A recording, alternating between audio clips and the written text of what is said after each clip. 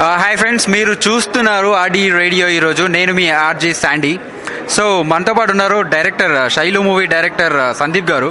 నా పేరు కూడా సందీపే. ఒకసారి మూవీలో ఎక్స్పీరియన్స్ అండ్ మూవీ ఛాన్స్ ఎలా వచ్చింది అన్ని డీటెయిల్స్ ఒకసారి కనుక్కుందాం. So get ready. Hi everybody. Hi అండి. ఫస్ట్ క్వశ్చన్ ఏంటంటే ఛాన్స్ ఎలా వచ్చింది, అండ్ దీని తర్వాత ఇంకో క్వశ్చన్ ఏంటంటే షార్ట్ ఫిల్మ్స్కి అండ్ మీరు తీసిన ఈ ఫిల్మ్కి డిఫరెన్స్ ఏంటి, అండ్ అంటే ఫీచర్ ఫిల్మ్కి ఉన్న డిఫరెన్స్ ఏంటి చెప్పండి. ఫస్ట్ ఆఫ్ ఆల్ నాకు ఈ ఛాన్స్ రావడానికి కారణం స్టోరీ రైటర్ వాసు అండి. వాసు నా దగ్గరికి స్టోరీ పట్టుకొచ్చి వచ్చినప్పుడు నేను చేస్తాను అన్నాను. తర్వాత ప్రొడ్యూసర్ దగ్గరికి కూడా వెళ్ళి వాసు స్టోరీ ఓకే చేయించి నన్ను డైరెక్టర్గా కన్విన్స్ చేయడానికి వాసుకు చాలా రోజులు పట్టింది ఈ స్టోరీ తోటి. బట్ ఫైనల్లీ మేమందరం కూర్చొని ఒక 2 months కూర్చొని వర్కౌట్ చేసి స్టోరీని ద బెస్ట్ స్క్రిప్ట్గా తయారు చేసుకున్నాం.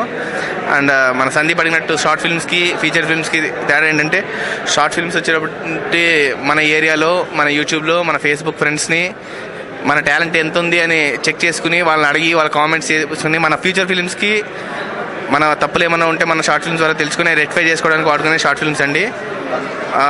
ఫీచర్ ఫిల్మ్ అంటే ఒక ప్రొడ్యూసర్ మన కథను నమ్మి, మనల్ని నమ్మి తన జేబులోంచి డబ్బు తీసి మనకి ఇచ్చి సినిమా తీపిస్తాడండి. మళ్ళీ ఆ డబ్బుని ప్రేక్షకులందరినీ మెప్పించి మళ్ళీ ఆ డబ్బుని తిరిగి ప్రొడ్యూసర్ జేబులో పెట్టగలిగేది ఫీచర్ ఫిల్మ్ అండి. సో షార్ట్ ఫిల్మ్కి ఫీచర్ ఫిల్మ్కి తేడా ఉన్నది. Okay, great. అండ్ మీరు ఫస్ట్ టైం డైరెక్షన్, సో మూవీతో రాక్ చేస్తారని అనుకుంటున్నాము. సో ఈ డైరెక్షన్ అండ్ మూవీ మీరు అనుకున్నట్టు తీయగలిగారా లేదా, అండ్ కామెడీ ఎలా ఉండబోతుంది ఈ సినిమాలో, అండ్ హీరో హీరోయిన్ వీళ్ళని ఎలా సెలెక్ట్ చేసుకున్నారు, వాళ్ళకి ముందే ఏమైనా ఎక్స్పీరియన్స్ ఉందా లేదా, ఈ డీటెయిల్స్ నాకు చెప్పండి. హీరో వచ్చేటప్పటికి కిరణ్ అండి, శైలు మూవీ హీరో. నేను చాలామంది హీరోస్కి సెర్చ్ చేస్తుండగా ఫస్ట్ ఆఫ్ ఆల్ కిరణ్ నేను ఫేస్బుక్లో చూశాను. తను ఎవరు కూడా పరిచయం లేదు. సో నేను తనకు ఒక రోజు కాల్ చేసి, కిరణ్ గారు మీకు ఛాన్స్ వచ్చింది అంటే ఆయన నమ్మలేదు. 3 days రాలేదు కూడా. అండ్ ఆఫ్టర్ అతను వచ్చి ఆఫీస్కి వచ్చి స్టోరీ చెప్పి ఓకే అనుకున్న తర్వాత ఆయన సెలెక్ట్ అయ్యారు. ఇంకా షాలు వచ్చి రెగ్యులర్ ఆడిషన్స్లో షాలు సెలెక్ట్ అయిందండి. అండ్ స్టోరీ మూవీని ఎలా రాక్ చేస్తామంటే, కామెడీ 100%, ఎంటర్టైన్మెంట్. మా గురుగారు ఈవీ గారు అండి, ఒక ఈవీ గారు మళ్ళీ పుట్టి సినిమా తీసారా అన్నట్టు సినిమా ఉంటుందండి. ఆయన సినిమాల్లో ఎంటర్టైన్మెంట్ కొద ఉండదు, అలాగే సెంటిమెంట్ కొద ఉండదు, యాక్షన్ కొద ఉండదు. ఏ ఆస్పెక్ట్కి అసలు మీరైతే పర్ఫెక్ట్గా ఎంటర్టైన్ అయ్యి థియేటర్స్ నుంచి బయటకు వస్తారండి, అది మాత్రం నేను చెప్పగలను. Okay, and first time direction చేస్తున్నారు అండ్ హీరోయిన్ని తెలుగు అమ్మాయిని తీసుకోకుండా హిందీ టచ్ ఉన్న అమ్మాయిని, సో ఎలా మేనేజ్ చేశారు? లాంగ్వేజ్ చాలా చెప్పడం కానీ అవన్నీ. Shalu is a very good actress అండి. తన దగ్గర ఆడిషన్స్కి వచ్చేటప్పుడు నేను జస్ట్ ఒక సీన్ ఎక్స్ప్లెయిన్ చేసి చెయ్యమ్మా అంటే తను తడబడకుండా చాలా బాగా చేసింది.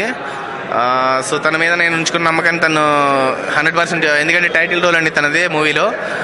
నేను తన మీద ఉంచుకున్న నమ్మకాన్ని ఆమె 100% అయితే సాటిస్ఫై చేసింది. బట్ లాంగ్వేజ్ ప్రాబ్లం అంటే అంత ఏం రాలేదు. Both are talented in Telugu and ఎన్ని languages, so no language problem అయిపోతుంది. ఓకే, అండ్ ఓవరాల్గా మూవీ ఎలా ఉండబోతుంది, అండ్ ఎప్పుడు రిలీజ్, అండ్ ఇంకా ఏమేమి ఎక్స్పెక్ట్ చేయొచ్చు ఈ మూవీ ద్వారా చెప్పండి. మేలో మూవీని రిలీజ్ చేయడానికి ట్రై చేస్తున్నామండి.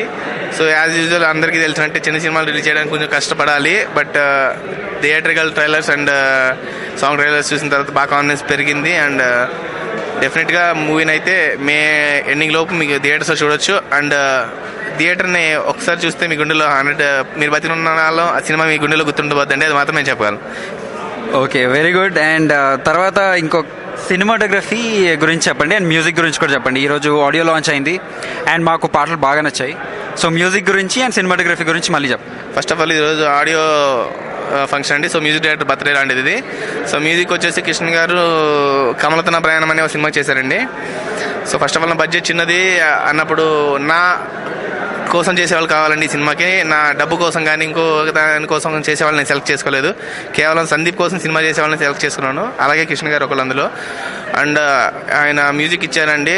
ఒక కొత్త డైరెక్టర్కి కొత్త సినిమాకి ఇస్తున్నాలో ఏదో ఇచ్చాంలేని కాకుండా దగ్గర 53 tunes ఇచ్చారండి 6 songs-కి.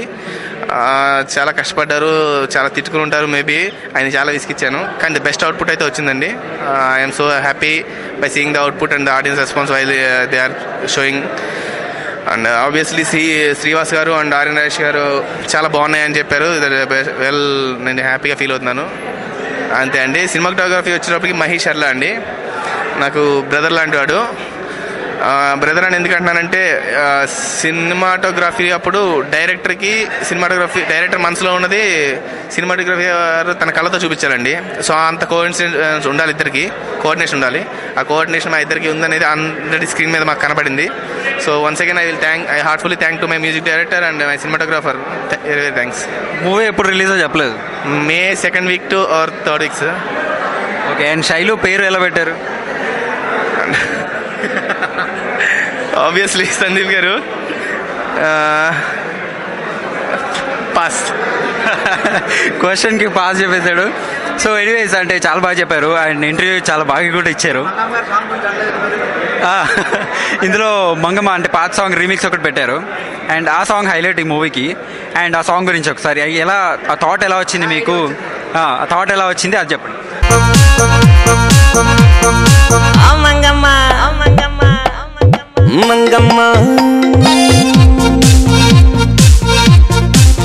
నువ్వు ఉతుకుతుంటే అందం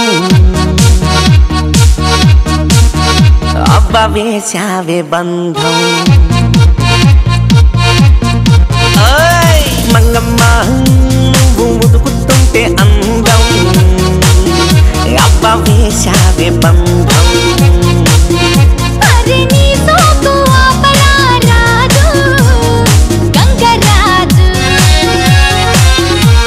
సార్ నేను ఫస్ట్ నుంచి చెప్పినట్టే గురుగారు ఈవి గారు నా మనసులో అలా వెళ్తూ ఉంటారు.